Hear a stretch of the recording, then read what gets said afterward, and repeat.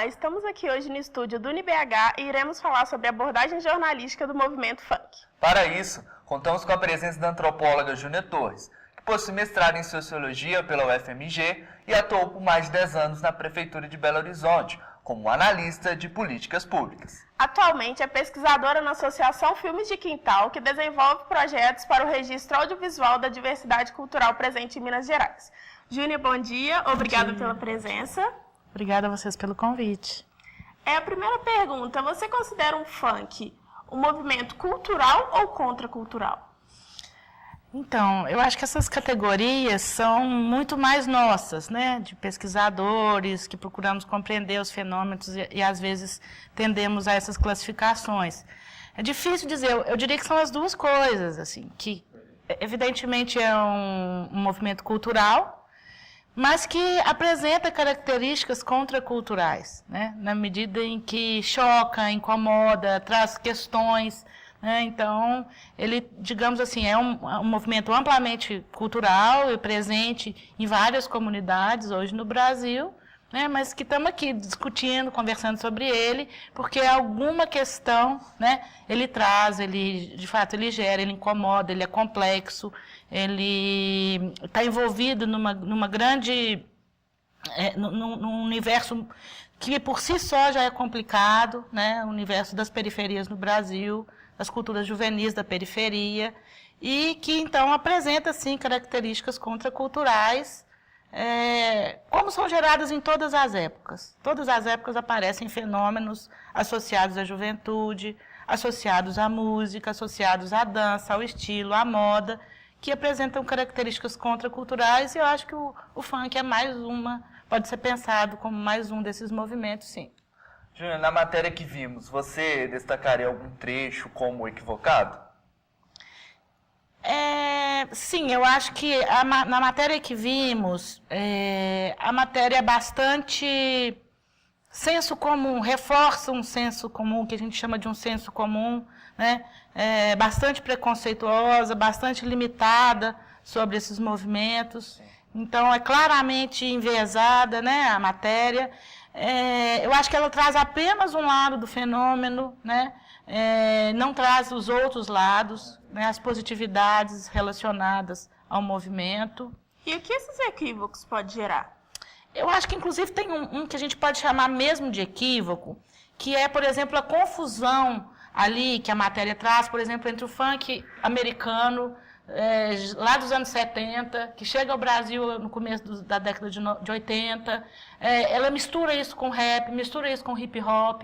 Então você tem uma gama de diversidades culturais que às vezes estão atuando, inclusive, em sentidos opostos, né, do ponto de vista da ideologia mesmo, das pessoas que estão por trás desses movimentos, produzindo essas expressões culturais.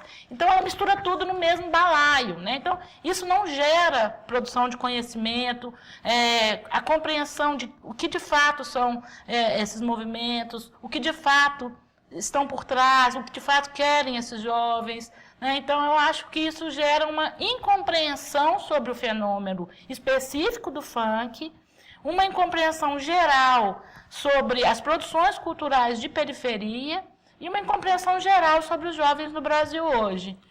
Então, eu acho muito complicado, às vezes, essas matérias generalistas.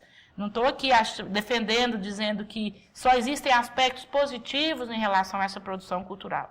Como disse, ela está envolvida numa complexidade muito maior, inclusive relacionada à violência a qual os jovens de periferia estão submetidos no Brasil. Que é um fenômeno muito mais complicado e muito mais amplo, e ele não está associado só ao funk. Então, acho que essas matérias, quando elas associam de maneira superficial o funk à violência, né, elas deixam muita coisa de fora sobre o que, de fato, gera essa violência para as comunidades periféricas no Brasil, né? Esse é o meu ponto de vista. Júnia, o Centro de Ensino Superior de Juiz de Fora realizou umas pesquisas sobre os bailes funks nas cidades mineiras. Tá? Essa pesquisa apontou que 50% dos frequentadores não se envolvem com violência, mesmo estando em grupos. Dos demais 50% que confirmaram envolvimento com brigas, 24% brigaram uma vez. 6% brigaram 2 vezes e 20% e 3 ou mais. Com base nessas informações, vemos como os bailes funk podem apresentar criminalidade, mas não necessariamente. Você acredita que as características do movimento funk incentivam a violência? Não, a gente fala um pouco sobre isso, mas vamos tentar aprofundar. Eu acho que ela está envolvida num contexto violento, né? Muitas vezes. E muitas vezes não violento, quer dizer, não é dizer que todas as periferias, ou o tempo todo a periferia é violenta, né? Mas a juventude de periferia hoje, sobretudo a juventude negra de periferia, né, como temos visto, inclusive, em últimos acontecimentos, em estatísticas, ela sofre bastante com a questão da violência. Seja a violência imposta pelo tráfico, seja a violência imposta pela própria polícia, seja uma violência que é muito mais geral, né?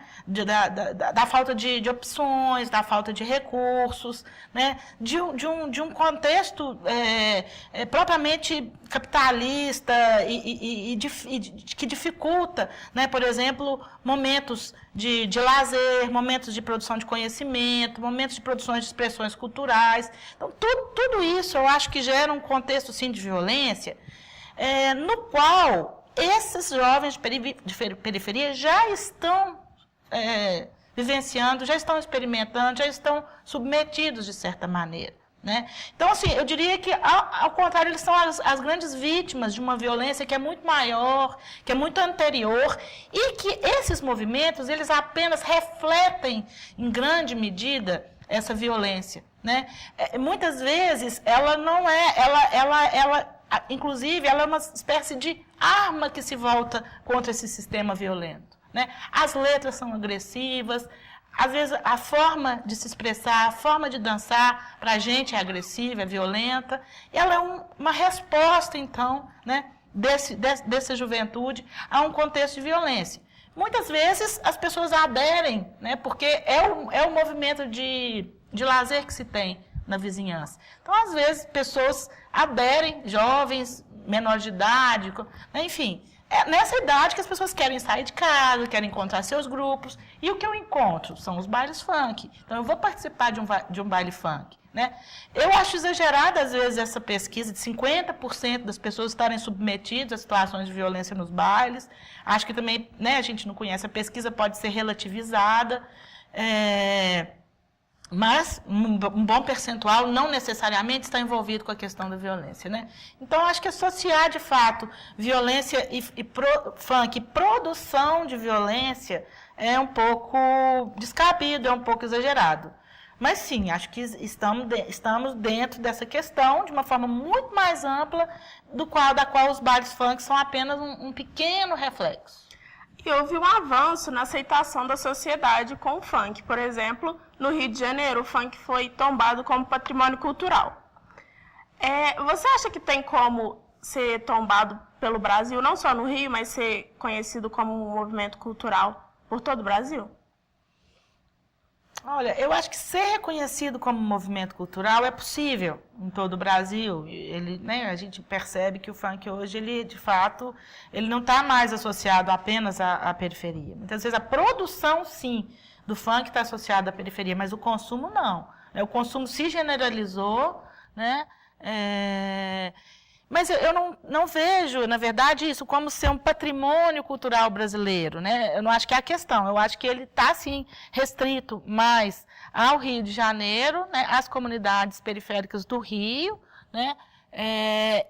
Que mostram uma ampla e muito diversificada produção desse estilo, né?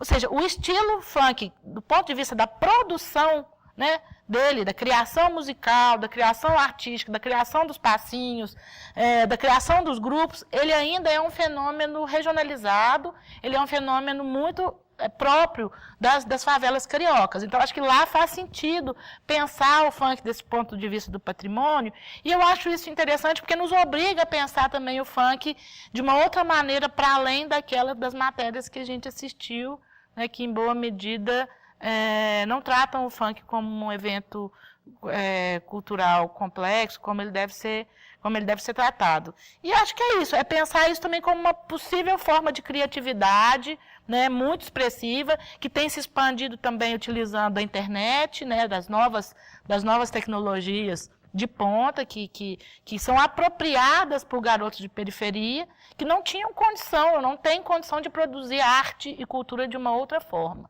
Né? Então, pensar o funk como veículo de produção cultural, né, e como, né, nessa discussão sobre o que é patrimônio, eu acho muito relevante. Agora, acho que ainda seria mais restrito de fato ao Rio, essa questão do patrimônio cultural ser um patrimônio localizado no Rio de Janeiro. Então, terminamos aqui nossa entrevista com a antropóloga Júnia Torres. Obrigado novamente pela presença. Muito obrigada a vocês.